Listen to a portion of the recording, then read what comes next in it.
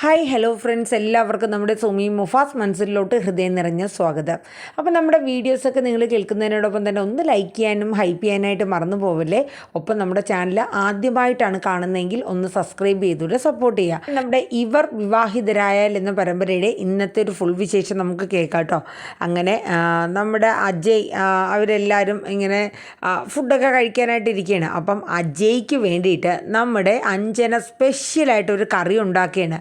അപ്പം നമ്മുടെ സംഗീത പറഞ്ഞു കൊടുത്ത ഒരു ഐഡിയയാണ്, ഇങ്ങനെയാണ് ആണുങ്ങളെ കയ്യിലെടുക്കാൻ പറ്റിയ നല്ലൊരു ഐഡിയ മോളെ എന്നൊക്കെ പറഞ്ഞു. അങ്ങനെ എനിക്കൊരു കറി ഉണ്ടാക്കാൻ അറിയാം ആൻറ്റി എന്ന് പറഞ്ഞിട്ട് നമ്മുടെ അഞ്ജന കിച്ചണിൽ കയറി ഉണ്ടാക്കിയൊരു കറിയാണ്. അങ്ങനെ കറി കഴിച്ച എല്ലാവരുടെ കണ്ണിന്ന് വെള്ളം വന്ന് ചെവിന്ന് ചൂട് കാറ്റ് ഊതി പറക്കും കണക്കുള്ള അവസ്ഥയാണ് കേട്ടോ. കാരണം അമ്മാതിരി എരിവാണ്. അപ്പം എല്ലാവരുടെയും മുഖം കണ്ടിട്ട് അഞ്ജന ഇതെന്ത് എല്ലാവരും ഇങ്ങനെ ഇരിക്കണേ. അപ്പോൾ അജയ് കഴിച്ചിട്ട് അജയ് പറഞ്ഞു, ഈ കറി എവളെ കൊണ്ട് തന്നെ കഴിപ്പിക്കണം. അപ്പം ഒന്നും മിണ്ടിയില്ല കേട്ടോ. എരിഞ്ഞിട്ടാണെങ്കിൽ അങ്ങ് അറ്റം വരെ എരിഞ്ഞിട്ട് മനുഷ്യന് ഒരു രക്ഷയില്ലാത്ത അവസ്ഥയാണ്. അജയ് പറഞ്ഞു, അതെ നീ ഒന്നിരുന്നേ, ഈ കറി കൂട്ടി നീയും കൂടെ ഒന്ന് കഴിക്കുമെന്ന് പറയാം. അപ്പോൾ എല്ലാവരുടെ മുമ്പിലും നമ്മുടെ അഞ്ജന പതുക്കെ ഇരിക്കുകയാണ് കേട്ടോ. അപ്പോഴാണ് അഞ്ജന ഉണ്ടാക്കിയ കറി അഞ്ജന കഴിക്കണത്. അതോ എരിഞ്ഞിട്ട് ഒരു രക്ഷയില്ല. എന്താ ചെയ്യണേ? വായിൽ ആ ഫുഡെടുത്ത് എന്തായാലും വായിൽ വെച്ചു. അത് തുപ്പാനും വയ്യ ഇറക്കാനും വയ്യാത്ത അവസ്ഥ. അഞ്ജനയുടെ കുടൽ കത്തും കണക്കുള്ള എരിവാട്ടോ. അങ്ങനെ അഞ്ജന ആദ്യമായിട്ട് നമ്മുടെ അജയ്ക്ക് വേണ്ടി ഉണ്ടാക്കിയിട്ടുള്ള കറി മൊത്തത്തിൽ ഫ്ലോപ്പായിപ്പോയി. അങ്ങനെ ഇനി എന്ത് ചെയ്യുന്നുള്ള രീതിയിലാണ്. അപ്പോഴേ എല്ലാവരും ചിരിയോട് ചിരിയായിരുന്നു കേട്ടോ. അജയ്ക്കാണെങ്കിൽ ചിരി അങ്ങോട്ട് അടക്കാൻ പറ്റാത്തൊരവസ്ഥയായിരുന്നു. കാരണം ഈ കോപ്രായങ്ങളൊക്കെ കാണിക്കേണ്ട കാര്യം ഉണ്ടായിരുന്നോ എന്നൊക്കെ പറഞ്ഞിട്ട് ഓരോ കമൻറ്റ് ഇങ്ങനെ അജയ് പറഞ്ഞുകൊണ്ടിരിക്കാൻ കേട്ടോ. അപ്പോഴേക്കും നമ്മുടെ സംഗീത പറഞ്ഞു, ദേ നിനക്ക് വേണ്ടിയിട്ട് അവൾ കിച്ചണിൽ കയറി കഷ്ടപ്പെട്ട് ഉണ്ടാക്കിയതാണ്. ആ കിച്ചണിൽ ഇങ്ങനെയൊക്കെ തന്നെ മിക്ക പെൺകുട്ടികളും പഠിക്കണത്. കിച്ചണിൽ കയറാനുള്ള ഒരു മനസ്സെങ്കിലും അവൾ കാണിച്ചല്ലോ, അതിൽ നമ്മൾ അപ്രീഷിയേറ്റ് ചെയ്യാൻ വേണ്ടത്. ഇതൊന്നും വലിയൊരു കാര്യമൊന്നുമില്ല, അവൻ കളിയാക്കേണ്ട കാര്യം എന്നാ മോനെ എന്നൊക്കെ പറഞ്ഞിട്ട് സംഗീത നമ്മുടെ അജയെ വഴക്ക് പറയണം കേട്ടോ. അജയ് ചിരിച്ചിരിച്ച് അജയ്ക്ക് ഒന്നും പറയാനില്ല. അപ്പോഴേക്കും അജയ് പറയും, നിനക്ക് പറ്റുന്ന പണി ചെയ്താൽ പോലെ, ആവശ്യമില്ലാത്ത എന്തെങ്കിലും കാര്യത്തിൽ ചെന്ന് തലയിട്ട് വെറുതെ എന്തിനാണ് എന്നൊക്കെ പറഞ്ഞിട്ട് അജയ് പിന്നെയും കളിയാക്കുകയാണ് കേട്ടോ. അത് കഴിഞ്ഞ് പിന്നെ എല്ലാവരും ഫുഡൊക്കെ കഴിച്ചിട്ട് നമ്മുടെ സൗഭാഗ്യ മുത്തശ്ശിയും എല്ലാവരും ഇങ്ങനെ ഇരിക്കുകയാണ്. അപ്പം നമ്മുടെ സൗഭാഗ്യ മുത്തശ്ശി ഇനിയിപ്പോൾ കല്യാണത്തിന് അധികം സമയമൊന്നുമില്ല, അപ്പം നമുക്ക് കാര്യങ്ങളൊക്കെ തീരുമാനിക്കണമെന്ന് മുത്തശ്ശി പറയണേ. അപ്പം മുത്തശ്ശി പറയുന്നത്, നമുക്കൊരു കാര്യം ചെയ്യാം, ഡ്രസ്സൊക്കെ എടുക്കാൻ പോയല്ലോ, എൻഗേജ്മെൻറ്റിന് വേണ്ടിയിട്ടുള്ള ഡ്രസ്സും കാര്യങ്ങളൊക്കെ എടുക്കാമെന്ന് പറയണേ. അങ്ങനെ ആ സമയത്ത് നമ്മുടെ സംഗീത പറയുന്നുണ്ട്, അമ്മേ നമുക്ക് ഡ്രസ്സ് എടുക്കുന്നതിന് പ്രത്യേകിച്ച് ഇതൊന്നുമില്ല അമ്മേ, എപ്പോൾ വേണമെങ്കിലും എടുക്കാം. അല്ല ഭവാനി നിൻ്റെ അഭിപ്രായമോ? എനിക്ക് എന്താ അഭിപ്രായം അമ്മേ, നിങ്ങളൊക്കെ ഏത് സമയമാണെന്ന് വെച്ചാൽ എങ്ങനെയാണെന്ന് വെച്ചാൽ തീരുമാനിച്ചാൽ മതി. എൻ്റെ മോളുടെ കല്യാണമാണെങ്കിലും ആ കല്യാണം നിങ്ങളെല്ലാവരും കൂടെ ചേർന്നാണല്ലോ നടത്തുന്നത്. അതുകൊണ്ട് എനിക്ക് പ്രത്യേകിച്ച് അങ്ങനെ അഭിപ്രായങ്ങളൊന്നും ഇല്ല അമ്മയെന്ന് പറയുന്നുണ്ട്. കാരണം മറ്റുള്ളവരുടെ മുമ്പിൽ വളരെ വിനയത്തോടും ഭയങ്കര റെസ്പെക്റ്റോടും കൂടി എല്ലാം നിങ്ങൾ തീരുമാനിക്കൂ എന്ന പോലെയുള്ളൊരു സംസാരമായിരുന്നു ഭവാനിയുടേത് കേട്ടോ. അപ്പം അത് അഞ്ജനയ്ക്ക് മനസ്സിലായി അമ്മയുടെ അഭിനയമാണ് ഇതെന്നൊക്കെ ഉള്ളത്. കാരണം എപ്പോഴും ക്രൂരമായിട്ട് സംസാരിക്കുകയും ക്രൂരമായിട്ടല്ലാണ്ട് ഒരു കാര്യം പറയുകയും ഒക്കെ ചെയ്യണ ഒരാളാണ് ഭവാനി. പക്ഷേ മകളുടെ കല്യാണം എത്തിയപ്പോൾ ആൾ പത്തിയൊക്കെ താത്തി സൈലൻ്റായിട്ട് പോയി. കാര്യം വേറൊന്നുമല്ല, ഇതിൻ്റെ പിന്നിൽ വന്നൊരു കാര്യം ഭവാനിക്കുണ്ട്. അതായത് ഈ കാണുന്ന എല്ലാ സ്വത്തുക്കളും സത്യദാസിൻ്റെയും അതുപോലെ മുത്തശ്ശിയുടെയും സംഗീതയുടെയും ഇവരെയൊക്കെ തോന്നുന്ന എല്ലാ സ്വത്തുക്കളും എൻ്റെയും മോളുടെയും, അതായത് റാണിയും രാജ്ഞിയും പോലെ ഞങ്ങൾക്ക് ജീവിക്കുകയും വേണം, എല്ലാം ഞങ്ങളുടെ കയ്യിലെത്തുകയും വേണം എന്ന ഒരൊറ്റ ചിന്താഗതിയുള്ള. അതിനു വേണ്ടി ഇനി ആരുടെ കാല് പിടിക്കേണ്ടി വന്നാലും അത് ചെയ്യാൻ ഭവാനി തയ്യാറാണ്. അങ്ങനെ ഇതേ സമയം നമ്മുടെ ഭൂമി വൈകിട്ട് വീട്ടിലെത്തി കഴിഞ്ഞപ്പോഴത്തേക്ക് ഭയങ്കര സങ്കടം.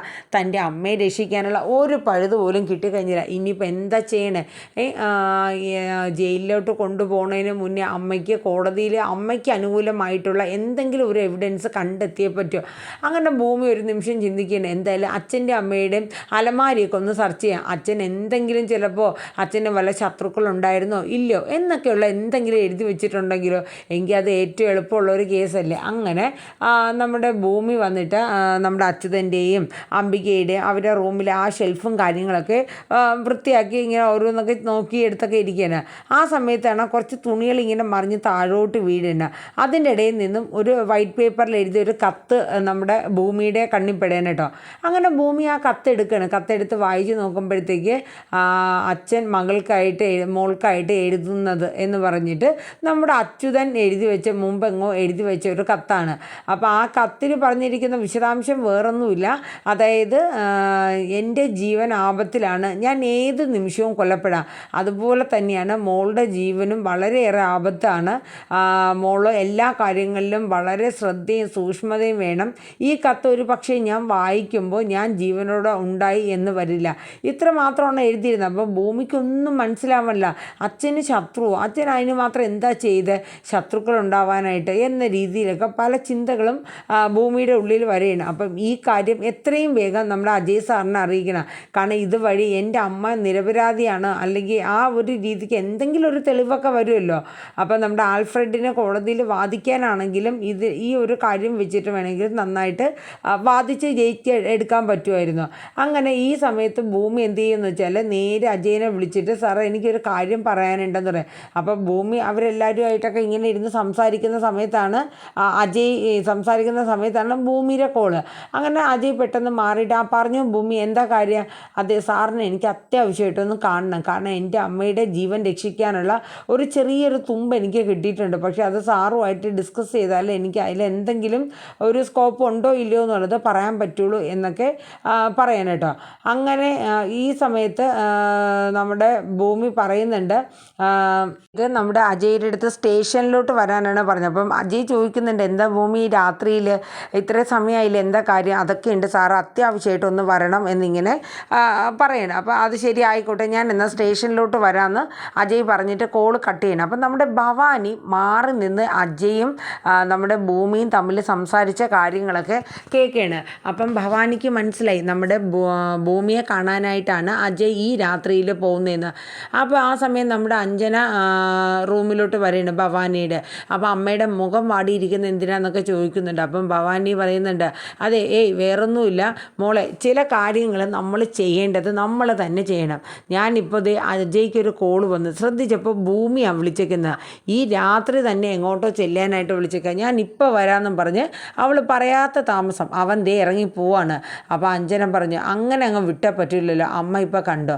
അങ്ങനെ അജയ് റെഡിയായി ഇറങ്ങാൻ വേണ്ടിയിട്ട് ഇങ്ങനെ നിൽക്കുന്ന സമയത്ത് നമ്മുടെ അഞ്ജന അങ്ങോട്ട് ചെല്ലുകയാണ്. അഞ്ജന ചെന്നിട്ട് പറയാം അജയ് എങ്ങോട്ട് പോവാ, എനിക്ക് അത്യാവശ്യമായിട്ട് പോകാനുണ്ട്.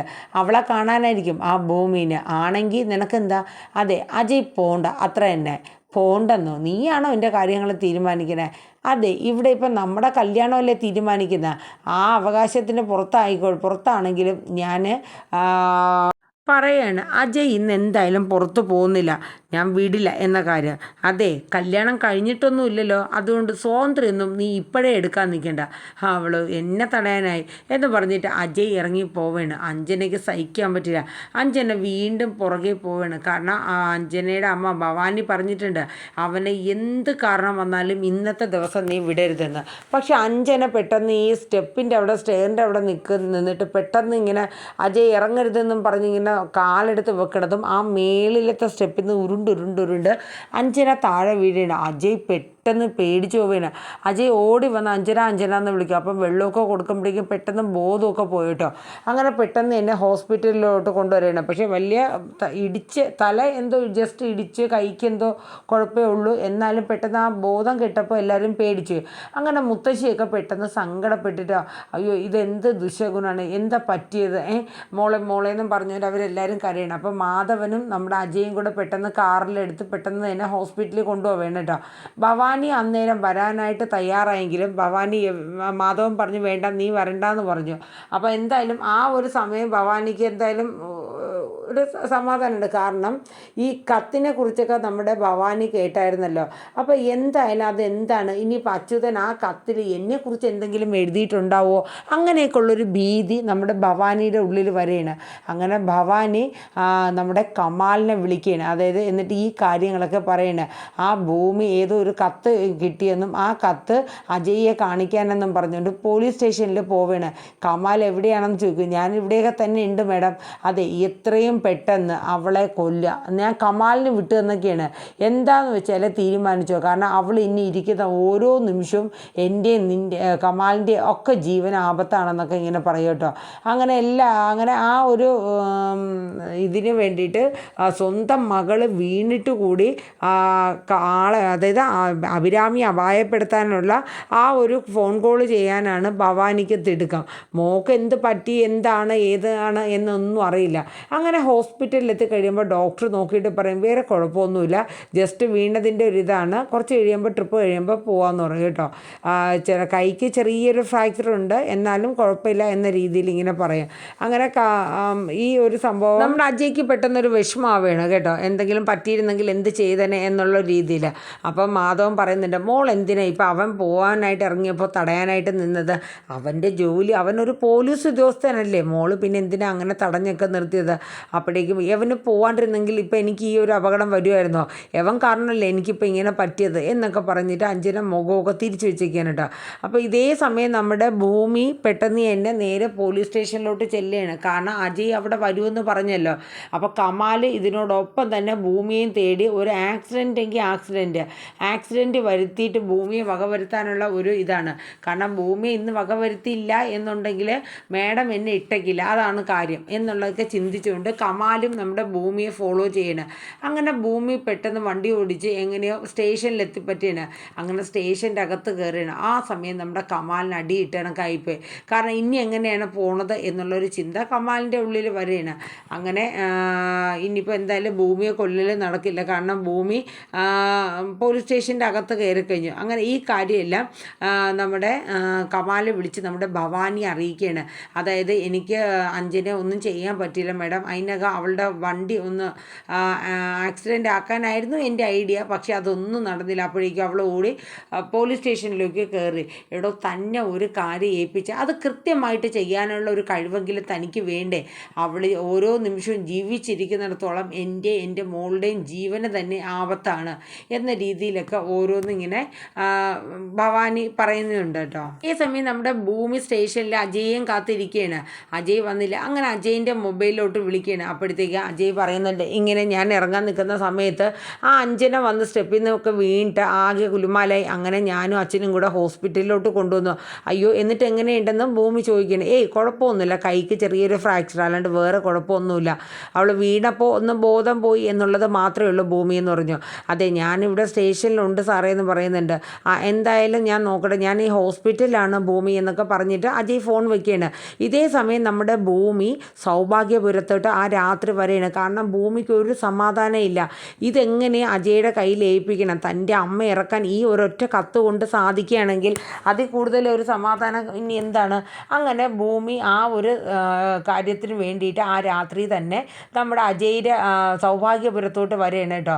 അപ്പോൾ ഈ സമയത്ത് അജയ് അവിടെ എത്തിയിട്ടില്ല, കാരണം ഹോസ്പിറ്റലിൽ പോയിക്കുകയാണല്ലോ. അപ്പം ഈ മുത്തശ്ശി നമ്മുടെ ഭൂമി ഈ സമയത്ത് എന്താ മോളെ ഇവിടെ എന്ന് ചോദിക്കുമ്പോൾ, മുത്തശ്ശി വേറൊന്നുമില്ല, ഞാൻ അജയ് സാറിനെ ഒന്ന് കാണാൻ വേണ്ടി വന്നതാണ്, എനിക്ക് വളരെ ഇമ്പോർട്ടൻ്റ് ആയിട്ടുള്ള ഒരു കാര്യം സാറിനോട് പറയണമെന്ന് പറയാം. എന്താ മോളെ, ഈ രാത്രിയിലാണോ മോളെ വന്നത് എന്നൊക്കെ ചോദിച്ചിട്ട് മുത്തശ്ശി ഭൂമിനെ അകത്തോട്ട് ക്ഷണിക്കുകയാണ്. അപ്പം ഭവാനി ഓടി വരെയാണ്. കാരണം എന്ന് വെച്ചാൽ ഭൂമിയെ കണ്ടതും ഭവാനി ഒരു നിമിഷം നടുങ്ങിപ്പോവുകയാണ് കേട്ടോ. അങ്ങനെ ഈ സമയത്ത് നമ്മുടെ ഭൂമി വന്ന് ഈ കാര്യങ്ങളൊക്കെ ഇങ്ങനെ പറയുന്നുണ്ട്. എൻ്റെ അമ്മയെ രക്ഷിക്കാനുള്ള ഒരു കത്ത് അച്ഛൻ്റെ അലമാരിയിൽ നിന്ന് കിട്ടി, അപ്പോൾ അത് സാറിനെ കൊടുത്തു കഴിഞ്ഞാൽ എൻ്റെ അമ്മയ്ക്ക് എന്തെങ്കിലും കോടതിയിൽ കേസ് വാദിക്കുമ്പോൾ അത് ജാമ്യം കിട്ടാൻ എന്തെങ്കിലും ഒരു സാധ്യതയ്ക്ക് ഉണ്ടല്ലോ മുത്തശ്ശി എന്ന് പറഞ്ഞു കേട്ടോ. അങ്ങനെ അതിനെ സംബന്ധിക്കുന്ന കുറച്ച് കാര്യങ്ങളൊക്കെയാണ് നാളത്തെ ഇവർ വിവാഹിതരായാൽ എന്ന പരമ്പരയിൽ വരുന്നത്. ഇത് കിട്ടിയ അവസരം എന്ന രീതിയിൽ ഭവാനി ആ കത്ത് ഭൂമിയിൽ നിന്ന് മേടിക്കാനായിട്ടൊക്കെ നോക്കുന്നുണ്ട്. പക്ഷേ ഭൂമി ആരാ മോള്, ഭൂമി കൊടുക്കത്തൊന്നുമില്ല കേട്ടോ. കാരണം ആ കത്തിൽ പ്രത്യേകം പറയുന്നുണ്ട്, ഒരാളെ പോലും മോളെ കൂടെ നിൽക്കുന്നവരിൽ ഒരാളെ പോലും വിശ്വസിക്കരുതെന്ന് അച്ഛൻ എടുത്തു പറയുന്നുണ്ട്. അങ്ങനെ കാര്യങ്ങളെല്ലാം ഭൂമി ഏകദേശം ഒരു സമാധാനത്തിന് വേണ്ടിയിട്ട് ഇവിടെ വന്നതാണ്. അപ്പോൾ ആ സമയത്ത് അജയ് എത്തിയില്ല, എങ്കിലും അജയെ കണ്ട് ഈ കത്ത് കൊടുക്കുന്നുണ്ട്. അതിനെ സംബന്ധിച്ച് ബാക്കി കാര്യങ്ങളെല്ലാം ചെയ്യുന്നുണ്ട്. ആ കത്തിൽ പറഞ്ഞിരിക്കുന്ന കാര്യങ്ങൾ അങ്ങനെയാണ്. അതായത് എനിക്കൊരു ശത്രുവുണ്ട്, മോളുടെ ജീവനും ആപത്താണ് എന്നുള്ളതൊക്കെയാണ് അതിൽ കൃത്യമായിട്ട് പറയുന്നത്.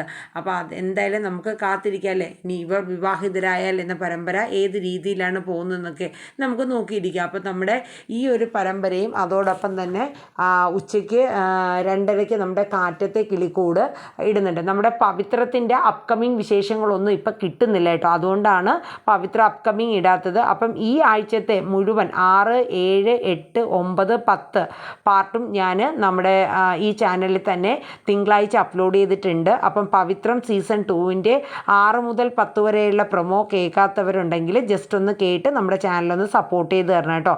അപ്പോൾ എല്ലാവർക്കും നല്ലൊരു ശുഭദിനം പറഞ്ഞുകൊണ്ട് നിർത്തുന്നു. താങ്ക്